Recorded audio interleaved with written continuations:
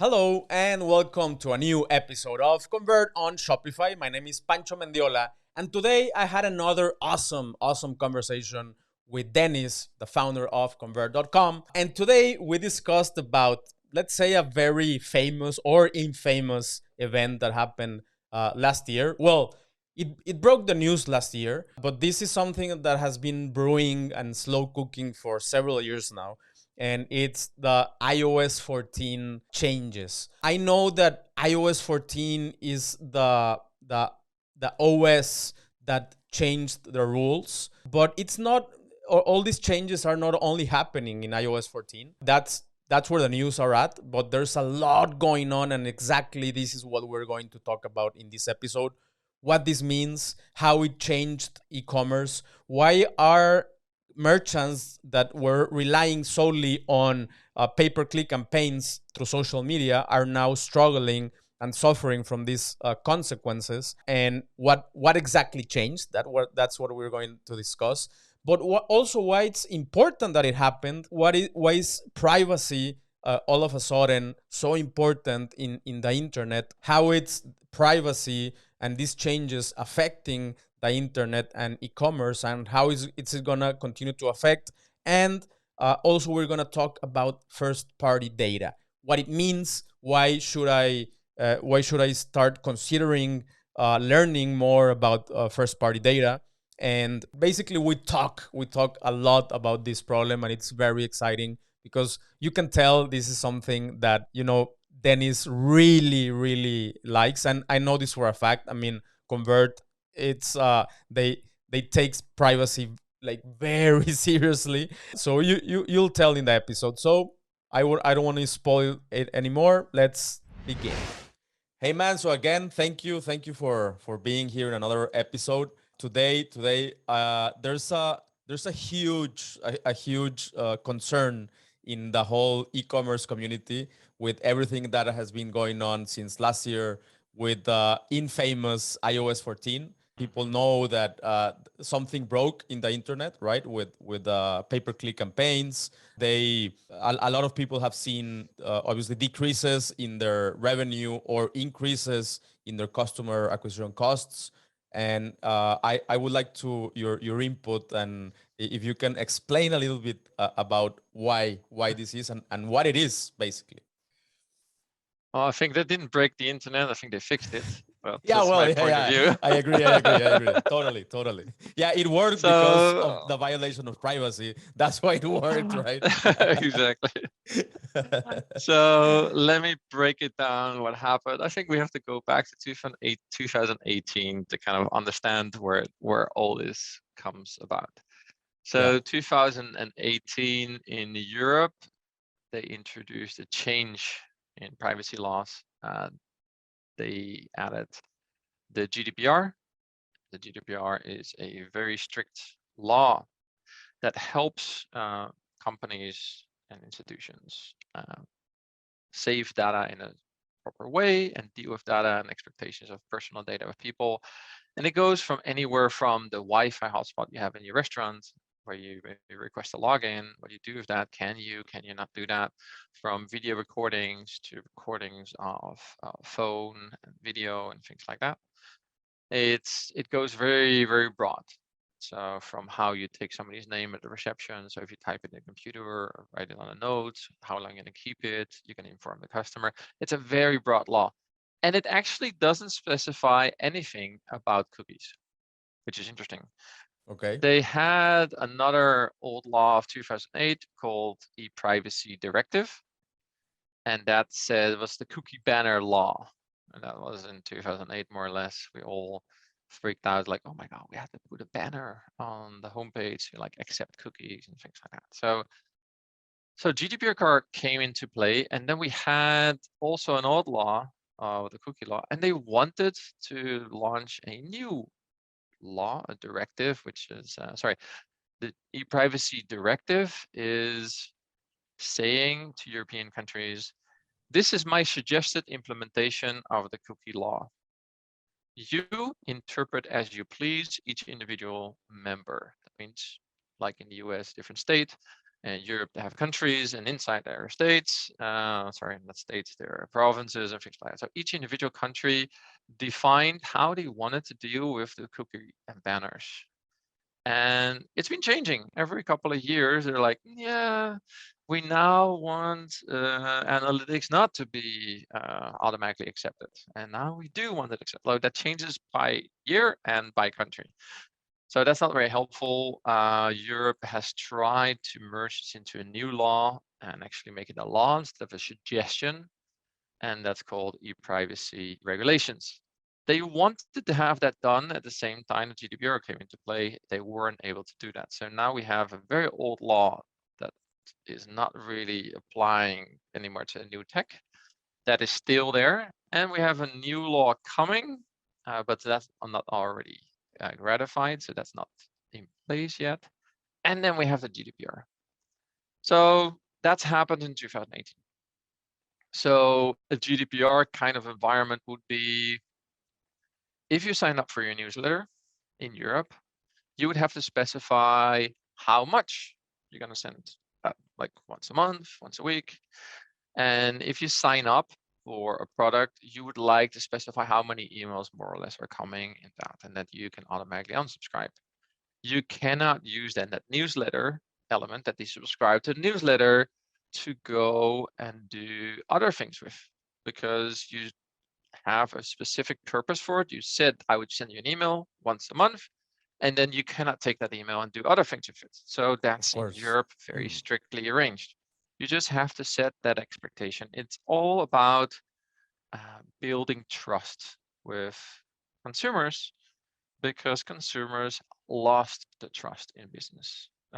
We all, as marketers, have not been treating our leads correctly. We could mine, we can enrich, we could use as we please, without any regard of the user, just having in the US a potential, you can unsubscribe by just writing unsubscribe here, which is terribly frustrating for people. So we lost the trust of consumers, that we cross-reference databases and things like that. And I remember a very famous US case, for example, where Target had their loyalty cards in Target in the US, which is a very large kind of store that sells from food to clothing. So and they were able, for example, to cross-reference their loyalty cards to the shopping behaviors, and they could predict when somebody became pregnant just by doing that cross-reference. They didn't tell the customers that, but then start sending the flyers to the homes full of baby product offers. Because, hey, personalization, I can do it. Imagine somebody's dad of a 17-year-old receiving all of a sudden very specifically targeted offers from Target and getting really upset. That actually happened.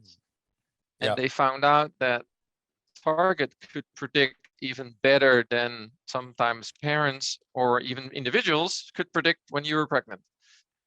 Eventually, they were able to kind of sneak in a bit more subtle coupons personalized in the offers. But that's where we start losing trust. You start doing things with data that I wasn't expecting, that I think is harmful for my daily life. Maybe even sell that data to a third party, because I'm receiving the data, I'm the first party, and then I sell the data. And if you install something on your website for retargeting, for example, from a network, that network then can store the IPs, maybe the email of the user, what product pages they visited, and things like that. And that sounds really nice for you to retarget on. But sometimes, as part of the agreement, they also sell that to everybody else. And that way, other people can target your visitors based on the preferences they have signaled in your site. And that was going too far for the GDPR. Then on top of that, we had companies like Apple that really understood that as soon as you have this information and you give it to apps in an app store, for example, it wouldn't help. It wouldn't help the customer in the end. So things like you have a free app for your kids. I have a couple of kids. They have apps, also the free apps, and inside those free apps, then you would be able to see the ads, and the kids see the ads based on what they click is then getting sold. Apple didn't want that. And not only for that, we also have the idea that Apple basically also understood that privacy could be locking people in an ecosystem. So what Apple is doing is trying for the outside world, trying to do a good thing by basically saying, hey, I'm not going to allow you to install an app and then track them all over the web. Right? Any like you eventually do on Facebook will be connected to your to the Facebook account. You have a richer profile, and that would allow them to sell your ads at a higher price because you have a more personalized profile. Now, Apple was trying to prevent that, and they have launched iOS 14 and afterwards. Other systems they also have in their macOS system, for example, that as soon as you open up an email, they can't track the email anymore. They do anonymized emails for you to sign up, and then you go to your Apple ID, for example. They do a lot of things to kind of protect users' privacy. One, I think it's great. It's terrible as a marketer, but it's finally, I think in my case, aligning my personal view of the world compared with my marketer view of the world. I think I had to swallow a little bit in that direction, but we embraced it in 2008. We completely redesigned Convert. We are now super privacy oriented, so it's a super clean system. And so we believe in that version of the world, but you have to understand it's also building an ecosystem around specific providers. So it's not only the law, it is also a bigger picture. The bigger picture is every law that's focused on privacy in the world. There's a lot of in the US, there's a lot of already in Asia, and there's in Europe already laws. It's basically saying, as soon as you have a relationship with a provider, a shop, or you have a subscription somewhere, then it is a first party relationship. You kind of sign a contract, like a terms of use, and you kind of agree on how your data can be used and what services they deliver in exchange for that. So that's a contract. Inside the contract, you can write whatever you want, because that's fine in money privacy laws. If you don't have a contract, you're just a visitor, then you can't do all those things. Okay. So we have maybe cookies that help you with, like you can make an informed decision.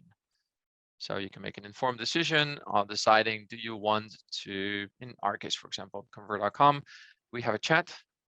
You open up the chat, you leave your name and your email, and then under it says, we're going to use this to send you an offer, and we need this information for a chat. Do you agree?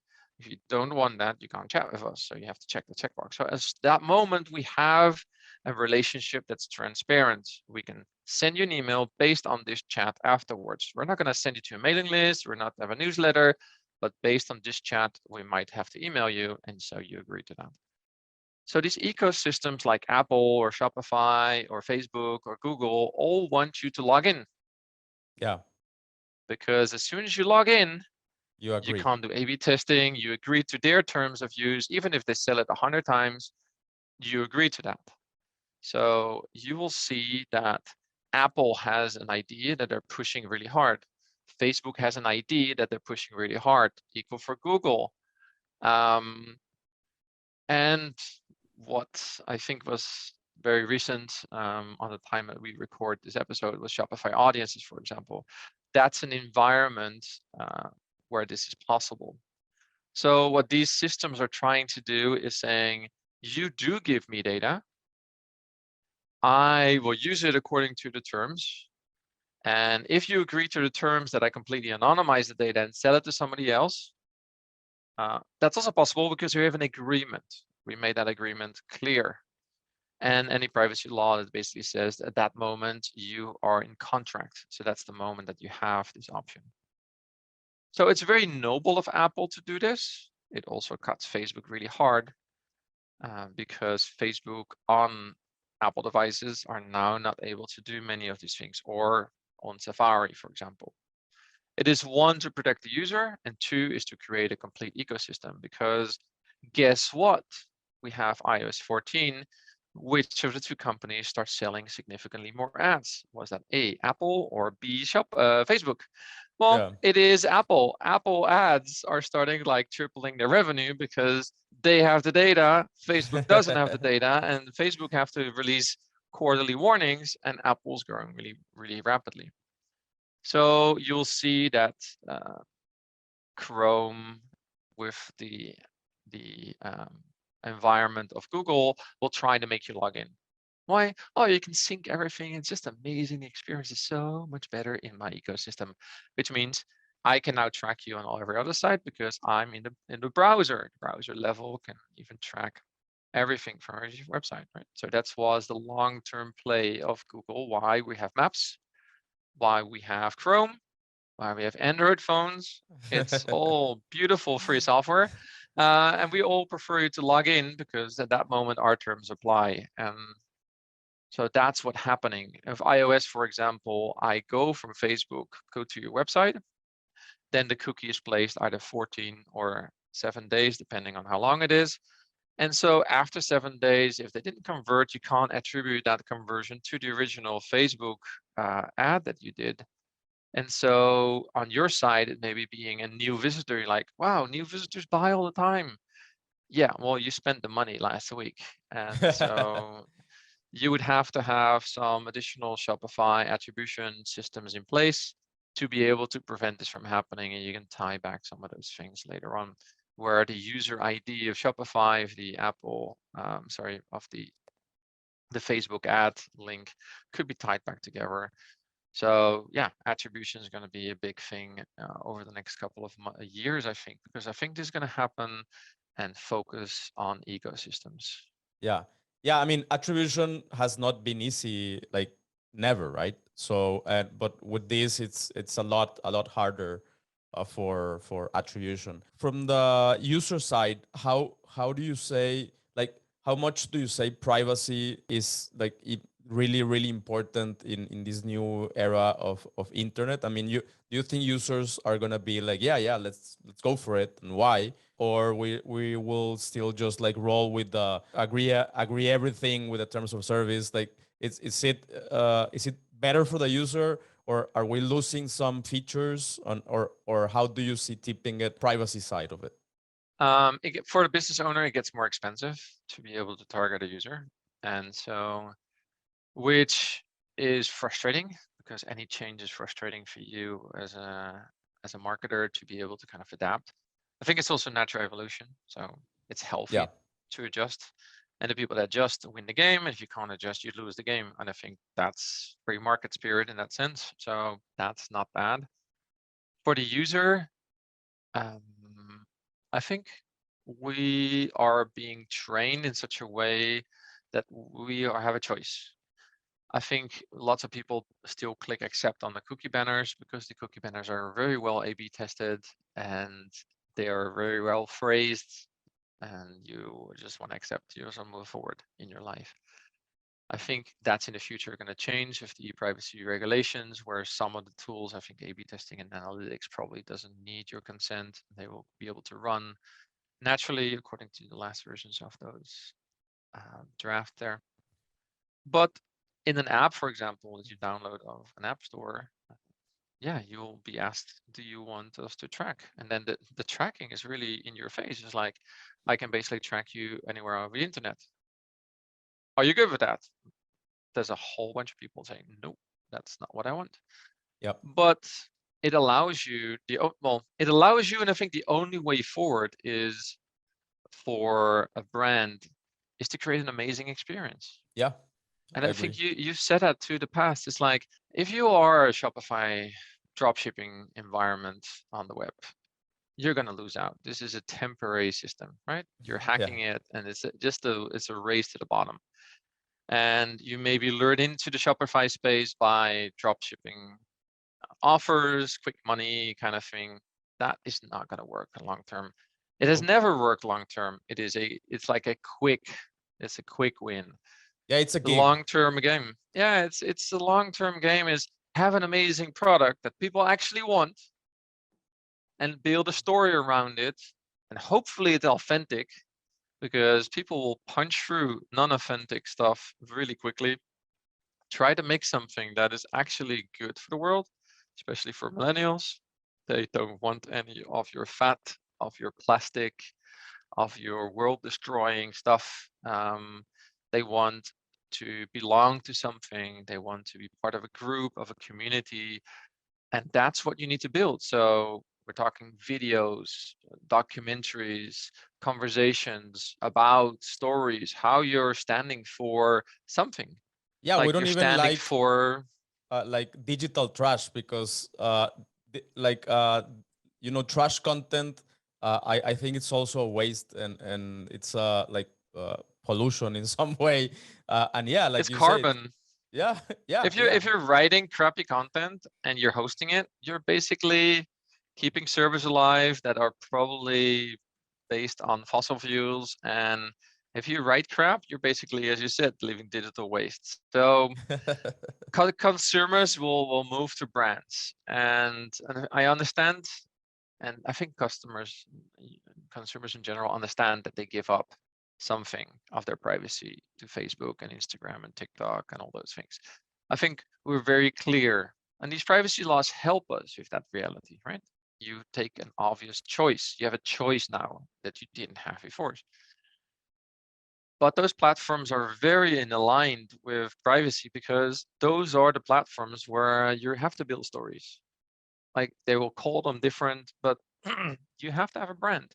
Where do you stand off? So you have a product that's meaningful to the consumer. It is impacting the world in a positive way. You're aligning with the values of, one, yourself as a founder, and two, your customers. And then people buy into the story with the product as a unified thing. And I think that's where we need to go. So you have to build first-party data. You have to align people with your story. They want to hear from you every week, every month. You're building something better. You're using your profit for something. You're making the world a better place. They want to be part of that. They want to have your logo on their hat.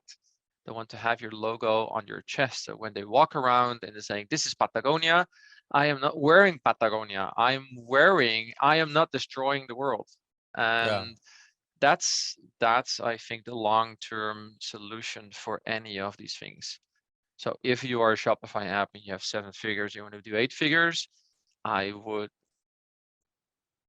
quick way is add more traffic, but you'll see that more traffic at one moment lowers the conversion rate of everything, and your return on ad spend is not equal anymore.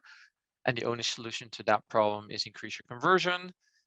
And then we can do a lot of hacks, like, oh my God, the bottom color, or like, oh, do we do like the quick wins? That's also unlikely to actually work for you. It is actually, how do I use A/B testing or conversion rate optimization to see what resonates with users? So change your headline and see what that works. Does it work? Good. Then you start using that for your email. And it's about that learning that I think you talked about in previous episodes. Is you can get winners for conversion rate, but you can also have learners, which is kind of losing. But Yeah. imagine you had those losers on your website and you just launched them, you would instantly make less money, and you probably didn't even know why. You would Yeah. just lose it, like, oh, I launched an ad campaign and I'm losing money. It's like, yeah, you also made 50 changes on the website and you launched an ad campaign. Now you have no idea what caused this, so you have to stop it all and run it one by one. So use an A/B test in your ads, use an A/B test on this website, and take a couple of weeks, make a change, take 2 weeks, what happens? Even if you don't have any traffic, make the change, look at your analytics. Does it change, positive or negative? If you don't have traffic, you don't have an A/B testing tool, that should be even enough to get of like, I want to return that for 2 weeks. Let's do the old thing for 2 weeks again and see how that works. Your conversion go up again? Okay, it's probably that. And Yeah. then you have to try something else. So anyway, I'm on my rant here. This whole No, no, privacy thing no. Awesome, awesome. is a thing. Is a thing. I, I know it is. I know it is, and that's that's why I wanted to talk about that. And well, just to wrap this up, You mentioned right at the beginning, you mentioned first-party data and the difference between third-party data. Can you drill a little bit on this, like why it's more Hmm. relevant to focus on first-party data now? Okay, so if somebody comes to your website and, for example, Convert or any of your ad networks place a cookie, that cookie is in your name. It's your domain.com for MailChimp or for Klaviyo or for Facebook or for Convert. So if you would host that environment yourself, then it's first-party data. Like you sign up for an email, that data belongs to you. It actually connects to you, to your Klaviyo or your MailChimp account, or if you sign up a customer, that data belongs to you. First-party data is what you need to cherish, and you can really quickly mess up there. So first-party data is about trust. If somebody tells you their name and email, it is not because they like your intern to then send an email to 200 people and place everybody in a BCC. Okay, that's not what they expect to happen, No. because then you're going to really destroy your relationship.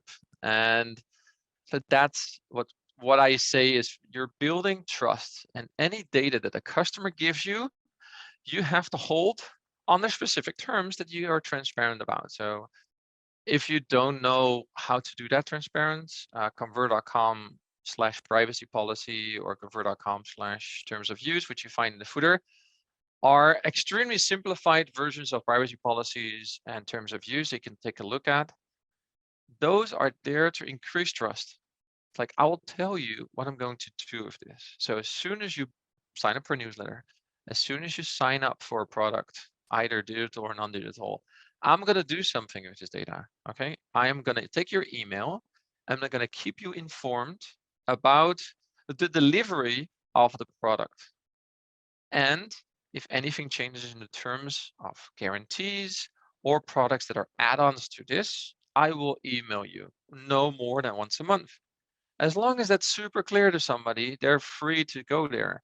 Then you don't start laying, hey, you're in Texas, great, we opened up in New York. Let me blast 20,000 emails to everybody because you're in Texas and obviously you want to know about our new New York location. Why would you Why? do that? You would Yeah. just like, we always ask every 6 months to all our subscription lists, is like, are you still happy on this email list? Do you like what you see here? If not, unsubscribe, please. It's like, I want you to be happy. I don't want you to ever bounce us. I don't want you to not open it. I don't want you to tell us we're spam. Please just leave. Here's the button, please leave, because we want to build a relationship with you, but if you don't want to, you can't have a relationship one way. And so first-party data is something you trust, is entrusted in you, something you have to keep safe on a location. You don't store it in email lists. You don't spread it around in spreadsheets and then email it to somebody without password. You really hold that data of your customers in a good spot, very close to your heart, because that relationship is easily damaged. Of course. Third-party data is what you could potentially give, let's say, to a tool like Convert. Like Convert could, if it was installed wrongly, could track an IP address. You could store that. That's a really bad idea, by the way, but in theory, you could do that. Now that's personal data in Europe. You can't do that because that IP combined with something else, like not the same IP, but in a different database. In the US specifically, they have lots of databases like this flying around and easily to be purchased. Then you can connect my behavior maybe on browsing with your shopping behavior. So then you are not keeping my data clear. So if every tool that you sign on to, look at their privacy policy, look at their terms of use before you buy. Convert uses around 75 tools. We scanned them all in 2018, and we do that every year with all the other tools. Around 120 tools we started with, and we are back to 75 because the rest didn't understand how to deal with privacy. And they were doing things like, yes, I will sign you up for a newsletter. And then in the thank you page in the URL, they will take my email and have it fully visible. Do you understand that every script on your site, from Facebook to any script you installed, can now read my email and store it in their database because you have that transferred in the URL. Google Analytics can store it. And all of a sudden, you just shared my information to 30 other tools you have installed on your website. Thank you very much. Now, that's not trust.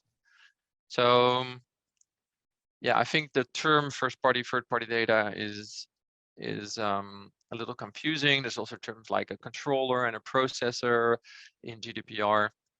But in general, I want to not make it super complicated. Yeah. First-party data is something you own and you protect with your integrity as a business. All right. And you can also use that. So like to sum it up, you build a trust, but you also give like the first of all, you get someone to sign up. So by giving something, right? Normally you give some value, you give some sort of value with content, with information, with great stuff. And that makes people go, yeah, send me information. Like I for several brands, I really agree for them to send me their offers because I love the brands. I love how they communicate. I love what they do. And I'm like, yeah, just send everything that you want over to me. And I think that's a good way to do it, right? But I am agreeing to that. And I think that's where brands are or should be moving towards to. So all right, man. Thanks again. And I'll see you in the next one. Yep. Thank you. See ya. Perfect. Well, there you have it. Wasn't that a great conversation? And I really hope that this it doesn't scare you, but it allows you to move forward, to things through, and also to figure out ways to do it better. And in the couple next episodes, we're gonna do exactly that. We're going to talk about possible solutions. What can we do as merchants? We're going to have some other guests. You'll see. Just a small hint. There is a solution. There's something that we can do about it. There's content. There's obviously testing and optimization. There's a lot of stuff. And I think it all relies on, or we can sum it up as quality. Okay, quality of traffic, quality of content. And the next episodes we're gonna dive a little bit deeper on these topics and with very special guests. So stay tuned. Remember that if you want more information about optimization, about how to do A/B testing and optimization in Shopify, you can go to Convert.com/Shopify or just browse around Convert.com site. There's a lot of resources there, so you can keep learning, maybe learn a little faster than this podcast. So anyways, I hope you're enjoying this. If you are, please hit subscribe and also share it. You know, I know you know some people that might find this information valuable. So just give us a hand and share this with your friends, coworkers, etc. So thank you very much and see you in the next one. Bye-bye.